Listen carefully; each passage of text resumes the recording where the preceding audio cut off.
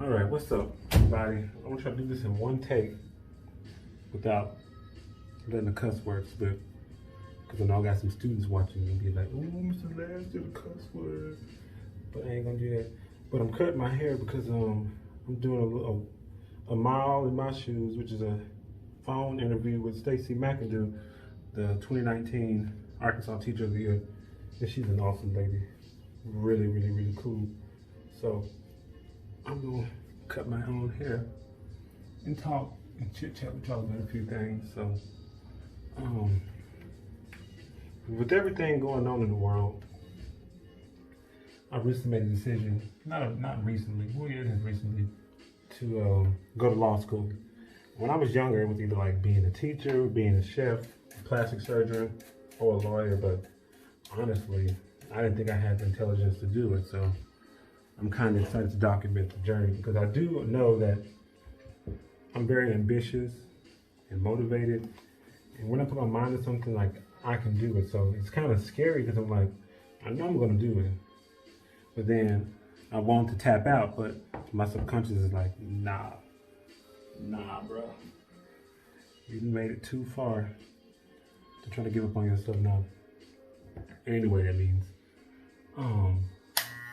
So with everything going on in the world, I was like, I can be a person who protests and who donates, and I have donated to organizations, but I feel like my biggest contribution could be my talents and gifts. I felt like I had a lot to give, and I consider myself to be pretty smart, and I know I'm a powerful speaker, and I know how to connect with people, and I know how to drive a point home, if that makes sense. And one of my friends, Christian, said if you're a good logical thinker or logical reasoner, you can pretty much do it. So it'll be a real challenge to myself to see if I can, not if I can, but when I do come out on the side of law school. So I'm still going to continue to teach for about 5 more years and put myself through law school, and then make a transition and be a lawyer in the sense of probably a defense attorney, prosecutor, whatever. But I want to, when there's unlawful things that happen to a certain demographic of people, and I'm really camouflaging it really hard, but you know what I'm talking about. When things happen to people of a certain color by authorities, I want to be a lawyer who can step in and handle business, let's put it that way. So that's my main goal. I want to go to law school, and that's how I feel like I can make a real change in the world, is by using my talents and gifts that I've had given to me by birth, but also the same gifts that I've nurtured through reading, through studying, and just being in deep thought and solitude a lot of times. So I'm really excited about this journey. I know I'm going to do it, and I really want to shout out to my cousin Tiffany, because she linked me up with another cousin named Christian, who is a lawyer, and we talked on the phone for a long time, and she gave me insight. And what is that? Insight and knowledge and wisdom into, what I should expect from law school. So that's gonna be pretty cool. I've been talking, I ain't been cutting nothing. Some people who may say, you've been an accomplished teacher thus far, so why would you want to change now? Well, I'm a purpose and passion driven person. And I gotta answer a call, despite what it may be. And you only got one life to live, honestly, so live it out to the fullest. Follow your dreams. I got a lot of dreams, but I like to check the realistic ones out first. That's kind of the method to my madness. So that's what I do. Oh, another thing about the TEDxTalk I'm supposed to give in Hope, Arkansas. It was supposed to be April 4th, but all the COVID stuff happened, and then they pushed it back to August 15th. And I don't know if it's still gonna happen. I need to probably email and find out. I don't know what that was. Email and find out. That way I can prepare for it. But honestly, the energy that I had going into it is not the same, because like, I gotta be current with what's happening in the world. I gotta be relevant with what's happening in the world.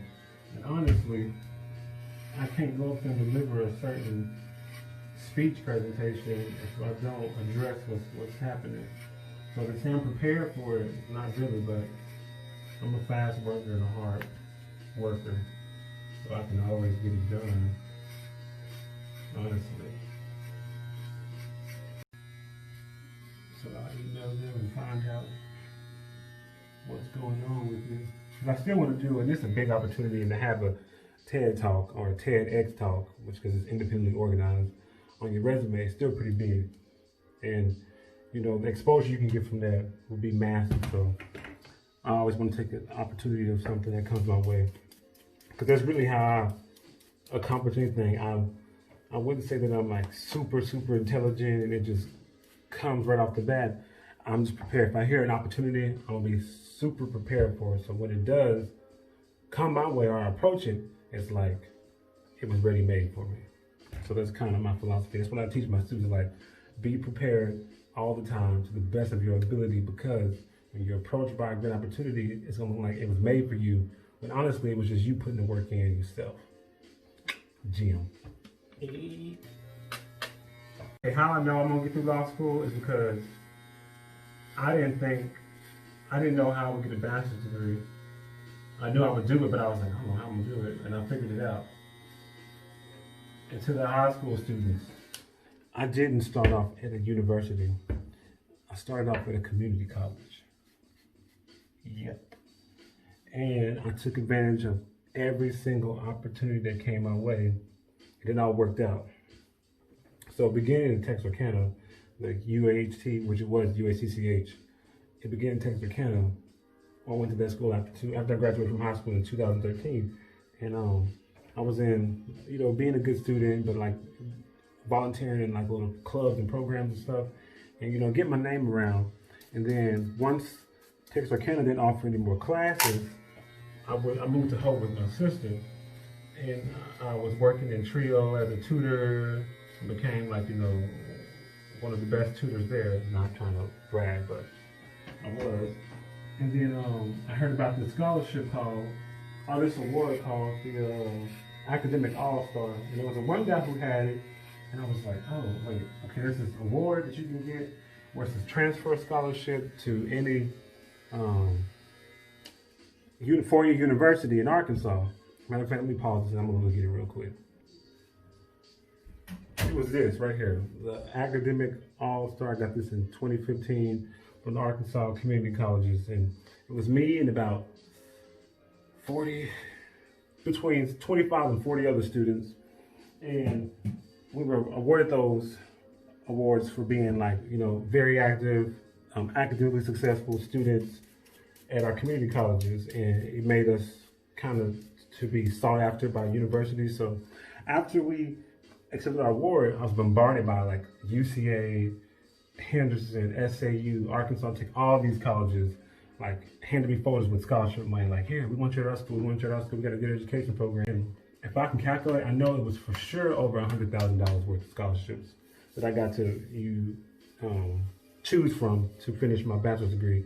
But I chose SAU because it was lower, it was the smartest one, tuition was low, and I would have to get no student loans, because that's been my main goal, to navigate through college without getting a single student loan. And I made it all the way to a master's degree without getting a student loan. So if law school comes around, I do need student loans, you know. I don't have a balance, so I could get some and pay them off. Let's put it that way. So that award came around, I got it, and then I was like honored at the graduation, and I chose SAU. So then I transferred to SAU, finished my bachelor's there, was a not a star student, but I was highlighted on the dean's list and our chancellor's list at SAU. Then I transitioned into the MAT program. And it was a buy one get one free thing going on, so didn't have to use student loans, but I also used save money and pay out of pocket, because I was determined to get through college without paying. I had to take out one single student loan. So I don't owe any student loans because I didn't have to get any, but I also didn't begin with a full ride scholarship. So that's kind of like a amazing thing, is like you navigated through college without getting a student loan, but you also didn't have an all-ride scholarship to begin with. So it's kind of a rare story. Maybe one day, if people are interested, I'll go into detail about it, but I kind of wanted to be brief with it.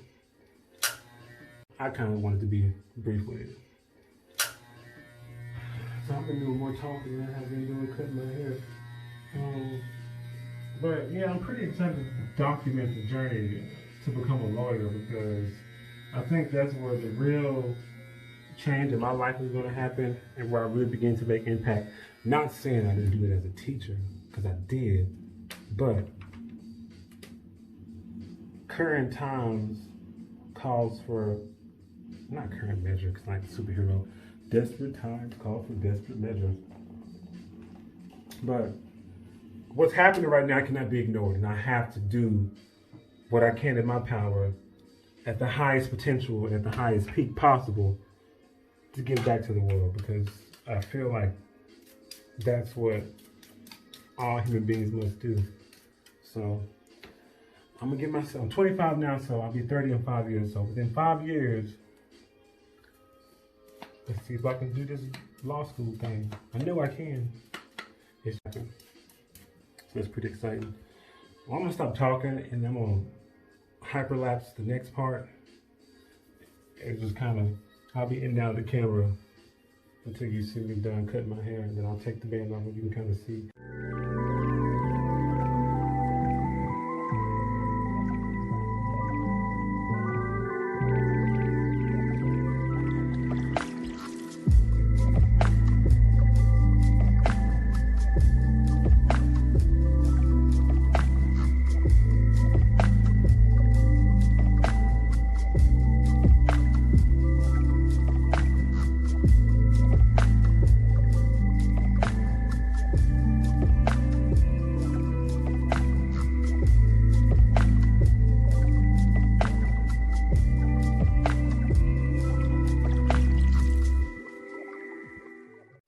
All right, I'm about finished. Well, I am finished. What I was noticing cutting on camera is that when you cut in the mirror, it's different. When you look in the camera, it looks different. But I can tell you it looks better in the mirror than I would hope better in reality. But you know, it's my opinion anyway. That matters the most. I'm gonna get better at cutting my hair. I got really good during quarantine, so I have time to sit around and watch YouTube videos and practice. So the more I cut on other people's hair, the better I get on my own hair, because I kind of learn the fade technique and closing the gaps and using the different fade numbers, starting from a 3 and going down to a 0 or whatever. So I'm gonna take the band off, because it looks a whole lot better once your hair is down. So yeah. It look crisp when you because that little line that goes around this way, you know, it looks funny because the hair is parted and pulled up, but once you set it down, it looks pretty good. But these twists I just did with some oil and our hair and body butter product, but I'll reveal a technique later on how I get my twist really defined. So I'll keep it like this for now, and then I'll do a twist up video sometime and kind of show y'all my tricks, how I get my hair super refined. But I like it. And also, every time I cut my own hair, I pay myself $25.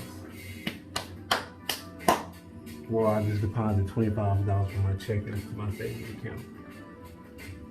But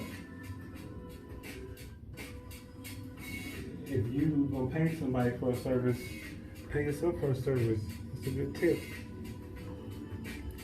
So where did the little band go? But anyways, hopefully my ramble made sense. My little rant I made, my ramble, my tangent, whatever you want to call it. Hopefully it made sense.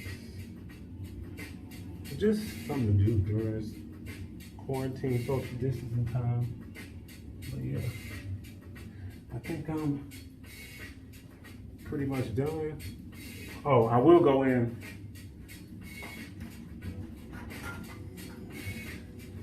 and I will go wipe where I cut it with this Burt's Bees Rose Water Toner and these little pads. I will go and wipe, you know, the way you don't get no razor bumps, blade bumps, whatever you want to call it. But that's pretty much it. I'm done. Did y'all have a good night? Hopefully you, I don't know, I'm not gonna say learned something, but took something from it.